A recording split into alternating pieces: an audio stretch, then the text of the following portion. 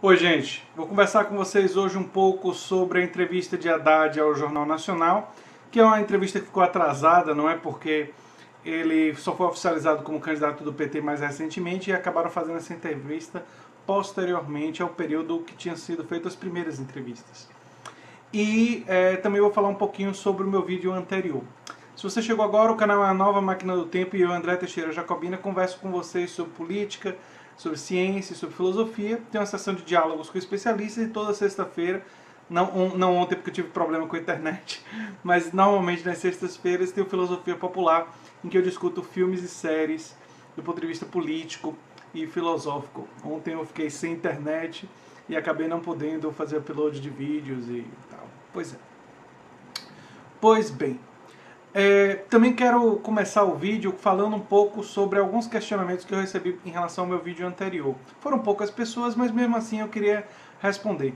Um é que eu teria exagerado ao ter dito que o pessoal da Globo News mentiu.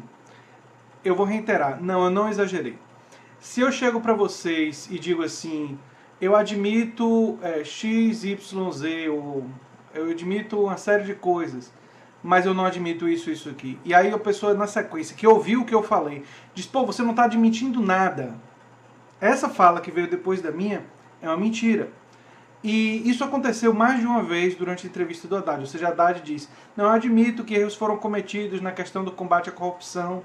Aí, 5 minutos depois, um jornalista da Globo News diz, poxa, mas toda acusação de corrupção do PT você disse que é política.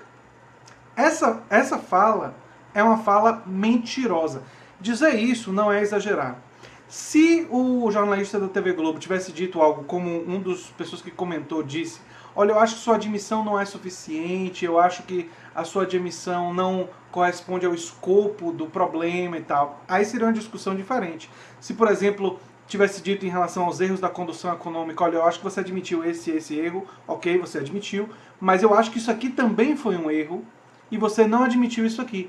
Aí ele poderia dizer, mas eu não considero que é um erro, e aí a discussão teria um outro caminho. Mas não foi isso que o pessoal da Globo News fez. O pessoal da Globo News fez afirmações totalizantes, ou seja, sempre nenhuma admissão, e que não se sustentam com base nas evidências. E diante disso, chamar isso de mentira é simplesmente, enfim, precisão. É reconhecer a realidade. É só isso.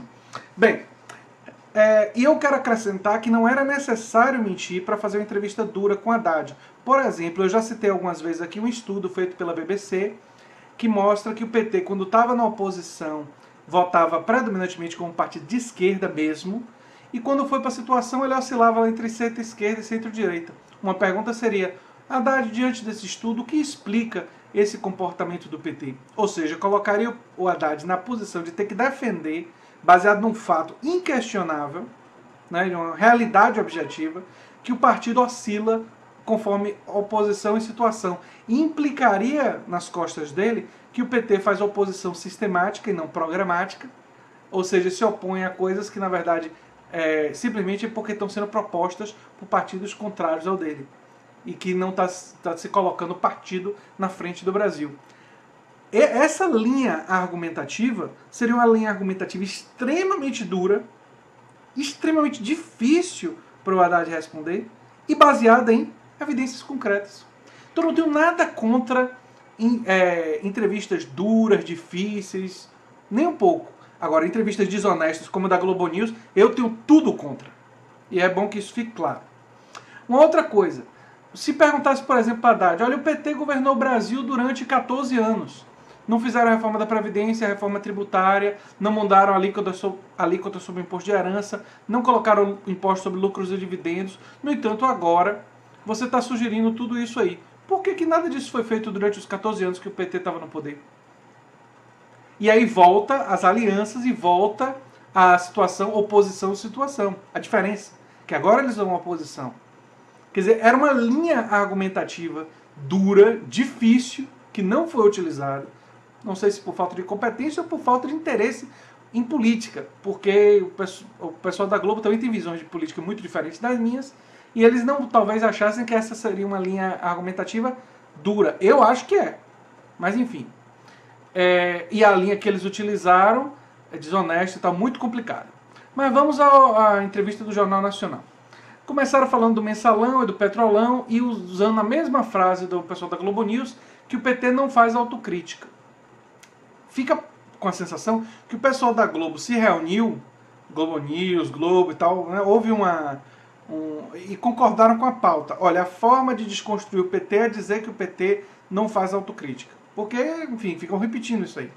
Agora, o Haddad, nesse momento, ele cometeu um erro estratégico. Ele começou falando que o governo existe uma forma de separar os governos sobre corrupção, aqueles que fortalecem as instituições e aqueles que não fortalecem. Ou seja, ele partiu direto para a defesa do governo do PT. Essa não é a melhor estratégia quando lidar com a acusação desse porte.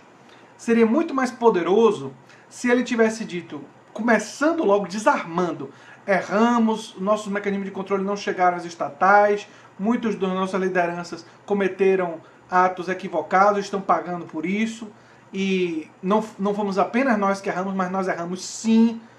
Essa é uma forma poderosa, porque você começa a falar assim, você desarma o entrevistador. E Haddad, na entrevista do Jornal Nacional, não foi tão bem quanto ele foi na Globo News. Na Globo News, quando ele foi questionado sobre isso, ele foi muito mais enfático e mais forte. E a ordem foi mais correta. E ele deveria ter... Primeiro você admite o erro.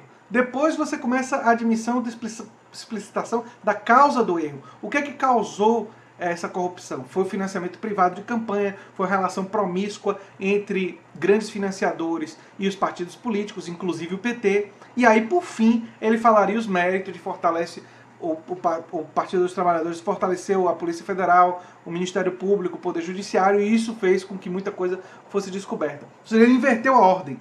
Ele deveria ter começado pelo erro, depois pela causa e depois defender o partido. Ele começou defendendo o partido. Aí, enfim, se fragilizou, né? Não foi uma estratégia muito bem construída.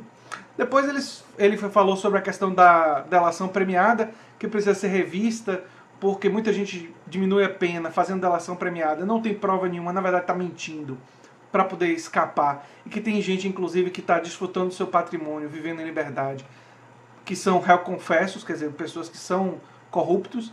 E aí eu concordo com a Haddad, esse negócio da delação premiada, eu não sou contra a delação premiada, mas a delação premiada tem que ser, primeiro, para que a pessoa tenha redução de pena, o que ela está sendo dito precisa ser comprovado. E se ela estiver mentindo, a pena dela tem que ser aumentada, porque tem que incluir, enfim, a mentira, né, a calúnia que ela cometeu contra outras pessoas, contra o perjúrio, se foi, né, se jurou, né, o perjúrio como crime, né, a mais.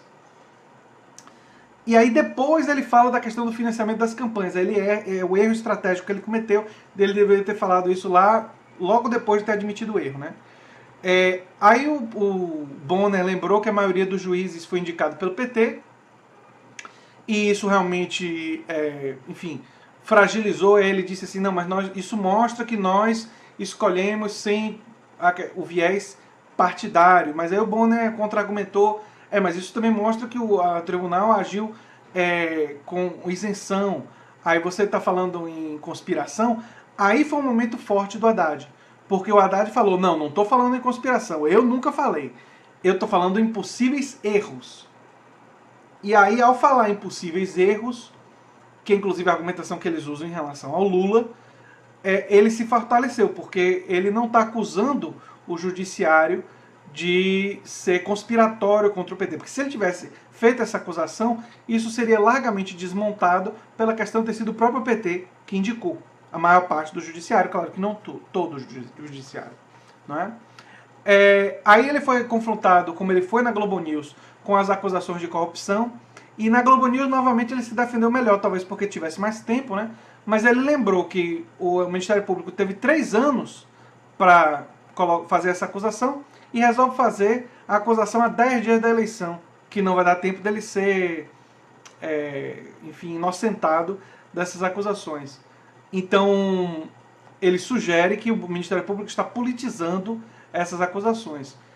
É uma defesa forte, mas ele foi muito mais forte na Globo News, quando ele disse quantas ações o Ministério Público perdeu em relação a mim e quantas ela ganhou. Não ganhou nenhuma, perdeu um monte, mostrando que o Ministério Público estaria perseguindo ele.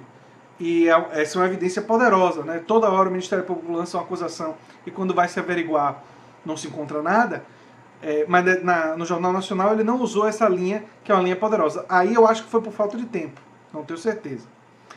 Foi questionado sobre ter perdido a reeleição para a Prefeitura de São Paulo, quando ele foi candidato de novo. Ele usou a mesma linha argumentativa que ele usou na Globo News, que em 2016 havia muita rejeição ao PT e a visão estava consolidada na sociedade que a corrupção era um problema só do PT e só depois é que ficou evidente que os outros partidos estavam envolvidos.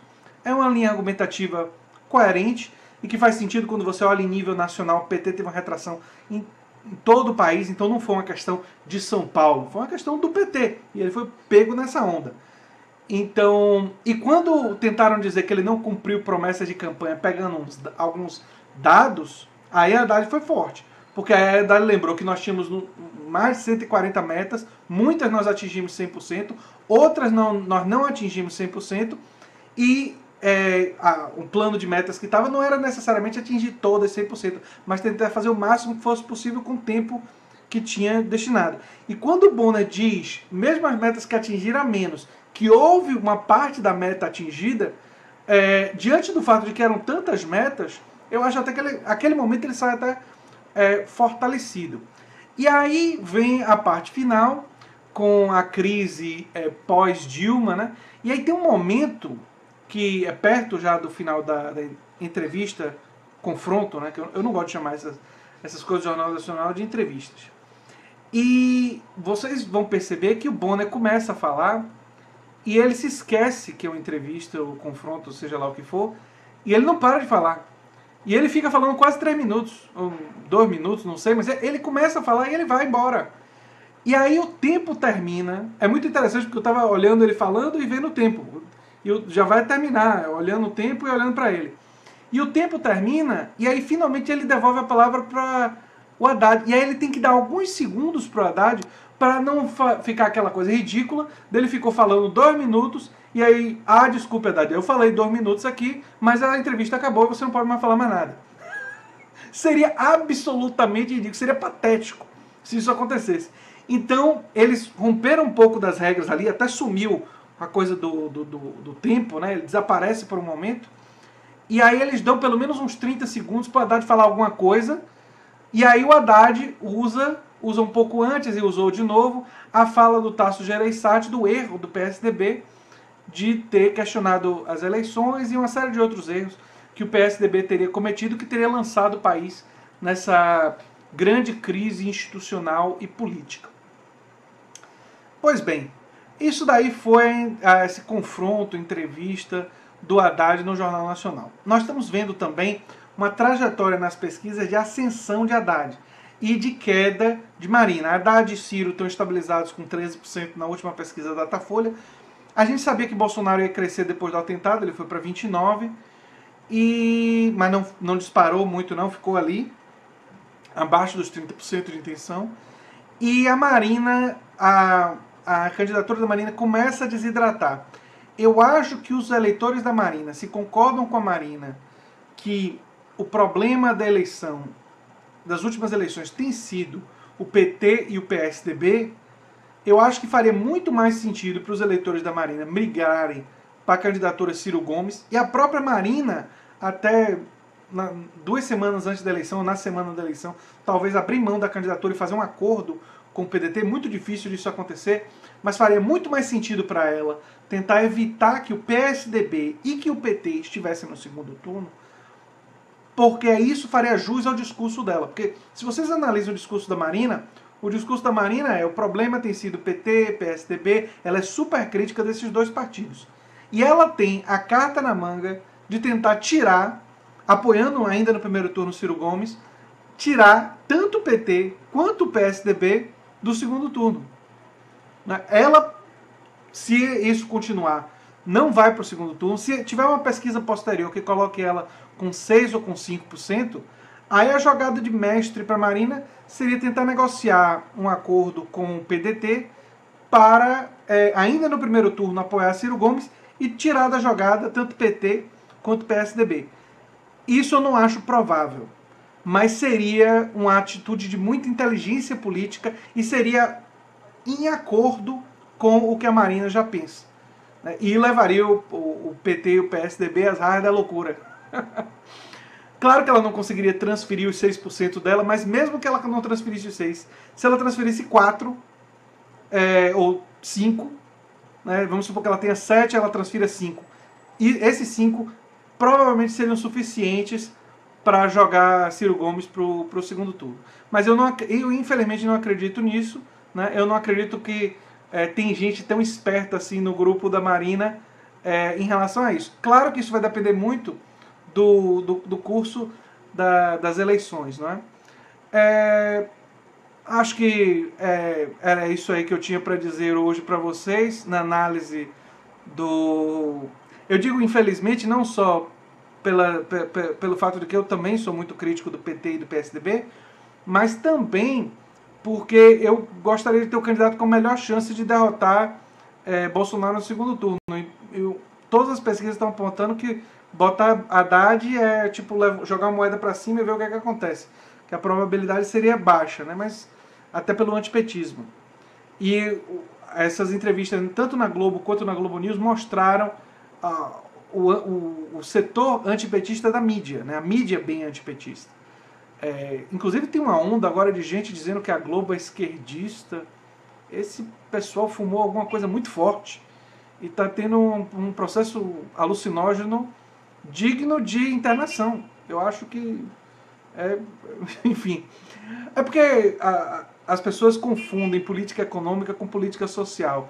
E a Globo tem alguns traços de pensamento progressista na questão cultural e tal. Mas em termos econômicos, Miriam Leitão e todo o pessoal da Globo é extremamente pró-grande capital, são corporativos, têm posições predominantemente liberais. Qualquer pessoa que acompanha a Globo News e vê quais são as pessoas que são convidadas predominantemente sabe das tendências de direita e centro-direita da Globo, né, em questões econômicas. Mas aqui no Brasil a gente se confunde um pouco com isso aí. É compreensível, né? As pessoas acham que às vezes esquerda e direita é só no âmbito cultural, mas existem diferenças profundas em termos de política econômica. Mas é isso aí, gente. A gente vai continuar a discussão das eleições em próximos vídeos. E se vocês gostam do que eu faço, se lembrem sempre de dar um like, compartilhar, se inscrever no canal e divulgar em WhatsApp e Facebook para grupo de amigos, para todo mundo que você conhece e trazer o máximo de gente aqui para o canal para a gente continuar nossa conversa sobre as eleições e depois das eleições sobre o governo que vai assumir, sobre política. Não pense que o negócio termina não, a gente tem muita coisa ainda para continuar conversando de política aqui no canal A Nova Máquina do Tempo. Tá certo então, gente? Um abração e até o próximo vídeo. Tchau, tchau.